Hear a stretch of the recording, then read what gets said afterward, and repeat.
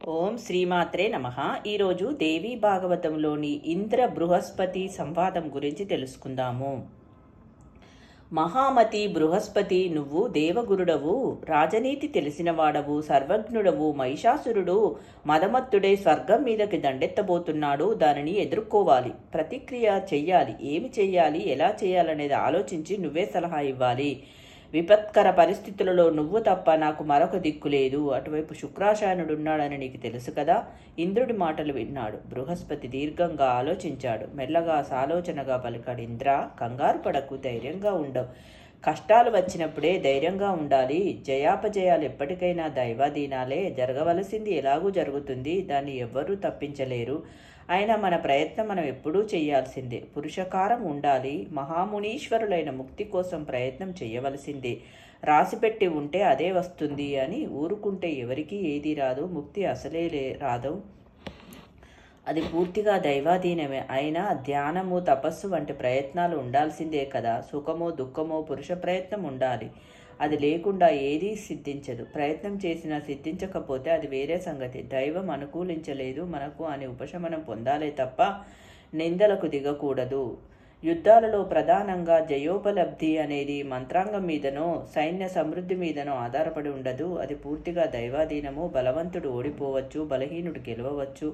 అలాగే ధీమంతుడు నష్టపోవచ్చు, బుద్ధిహీనుడు భోగాలను పొందవచ్చు, పిరికివాడికి జయం లభించవచ్చు, మహాశూరుడు పారిపోవచ్చు. అంతా దైవాధీనము. విచారించి ప్రయోజనం లేదు. మన ప్రయత్నం మనం చెయ్యడమే. దుఃఖమే మిగులుతుందో సుఖమే కలుగుతుందో. దుఃఖాలలో ఉన్నప్పుడు దుఃఖాదికులను చూసి, సుఖాలలో ఉన్నప్పుడు సుఖాదికులను చూసి మనల్ని ఓదార్చుకోవాలి, నిగ్రహించుకోవాలి. అంతేకాని ఈ సుఖదుఖాలనే శత్రువులకు మనం బలంగా బందీలం కాకూడదు. రెండు రకాల పరిస్థితులలోనూ ధైర్యము సడలనివ్వకపోవడమే బుద్ధిమంతుల కర్తవ్యము. అధైర్యం వల్ల కలిగే దుఃఖం అన్నింటికీ మించినది. ధైర్యమే సహనశక్తిని ఇస్తుంది. రెండింటిని సమానంగా చూడగలిగితే సుఖాలకు పొంగిపోవడం కానీ దుఃఖాలకు కుంగిపోవడం కానీ జరగదు. నేను నిర్గుణను, నేను అవ్యయుడుననే స్థితికి చేరుకుంటాడు. ఇంద్ర, ప్రాణానికి క్షుతిపాసలు, మనస్సుకి శోకమూర్ఛనలు, శరీరానికి జరామృత్యువులు వెరసి వీడిని షడూర్ములు అంటారు. వీటికి అతీతుడుగా ఉండటమే శివత్వము. ఇవన్నీ శరీరానివి, నావి కాదు. ఈ శరీరము నేను ఒకటి కాదు. నేను పూర్తిగా విభిన్నుడను అనుకోగలిగితే వాడు సదా సర్వదా సుఖి, నిత్య సంతోషి. నేను ప్రకృతి కాదు, నేను వికృతి కాదు అనే దుఃఖమేమిటి? ఇలా ఆలోచించు. సురాధ్యక్ష, మానసికంగా నిర్మమత్వం అలవరుచుకో. దుఃఖనాశనానికి ఇది మొదటి ఉపాయము. మమత అనేది పరమ దుఃఖము, నిర్మత్మత అనేది పరమ దుఃఖము. సంతోషాన్ని మించిన సుఖం లేదు. ఇలా మమకారాన్ని చంపుకోలేకపోతే పోని భవితవ్యం మీద ఖచ్చితమైన వివేకమైన ఉండాలి. ప్రారబ్ధ కర్మలు అనుభవించాల్సిందే, అలా తప్ప అవి నశించవు. యద్భావి తద్భవత్యేవా. ఇక సుఖదుఖాలకు చింతించవలసింది ఏముంది అనే అవగాహనైనా ఉండాలి. నీ స్వబుద్ధితో గాని దేవతల సహాయంతో గాని కార్యం సాధించు. ఒకటి మాత్రం గుర్తుపెట్టుకో, సుఖాలు పుణ్యక్షయం కోసం, దుఃఖాలు పాపక్షయ కోసం సంపాదించుకున్న పుణ్యాలు సుఖానుభవ రూపంలో ఖర్చయిపోతాయి. సంచిత పాపాలు దుఃఖానుభవ రూపంతో కరిగిపోతాయి. అందుచేత వివేకవంతుడు ఎప్పుడు సుఖరహిత స్థితినే హర్తిస్తాడు. సురాధిప, బాగా ఆలోచించి నీ ప్రయత్నం నువ్వు చెయ్యి. యథావిధిగా జరగవలసింది జరుగుతుందని బృహస్పతి వేదాంత దూరంలో సలహా ఇచ్చి నిర్ణయం అతడికే వదిలిపెట్టేశాడు. గురుత్తమ, యుద్ధ ప్రయత్నమే చేస్తాను. మహిషుణ్ణి సంహరిస్తాను. ప్రయత్నం లేకుండా రాజ్యం కానీ యశస్సు కానీ సుఖాలు కానీ తక్కవు కదా. ఏ ప్రయత్నం చెయ్యని వాడిని ఎవ్వరూ అభినందించరు. అందుచేత యుద్ధోద్యోగమే చేస్తాను. యతులకు జ్ఞానమే అలంకారము, ద్విజులకు సంతోషమే అలంకారము, ఐశ్వర్యకాంక్షులకు శత్రు సంహార ప్రయత్నమే అలంకారము.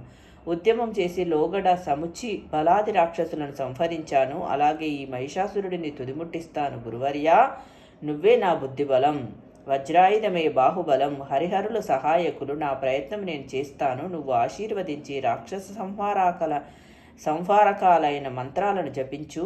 ఈ మాటలకు బృహస్పతి చిన్నగా నవ్వాడు. శశీపతి, యుద్ధానికి దిగమని నిన్ను నేను ప్రేరేపించడం లేదు, అలాగని నివారించడమూ లేదు. యుద్ధాలలో జయాపజయాలు ఎప్పుడూ సందేహాస్పదాలే కదా. జరగవలసింది జరుగుతుంది, ఇంతే నేను చెప్పగలిగింది. రేపు సుఖమే కలుగుతుందో దుఃఖమే ప్రాప్తిస్తుందో తెలుసుకోగలిగిన పరిజ్ఞానం నాకు లేదు.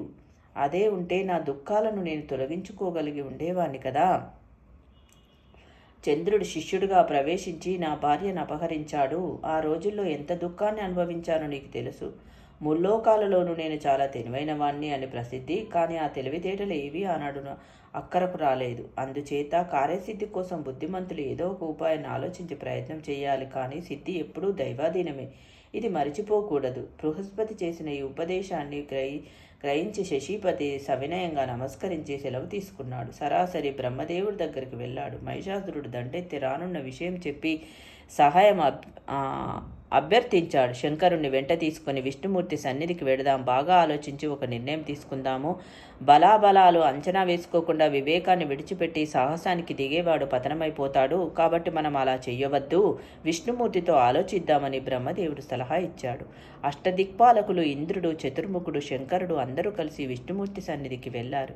యుద్ధమే కర్తవ్యమని, భయపడవలసిన పని లేదని, మహిషాసురుణ్ణి సంహరిద్దామని మధుసూదనుడు ప్రకటించాడు. వెంటనే ఎవరి వాహనాలను వారు అధిరోహించి మహాసేనా సమేతులై కథన రంగానికి బయలుదేరారు. ఓం శ్రీమాత్రే నమః. రేపటి వీడియోలో మహిషాసురుడితో యుద్ధము, దేవతల యొక్క పరాజయం గురించి తెలుసుకుందాము.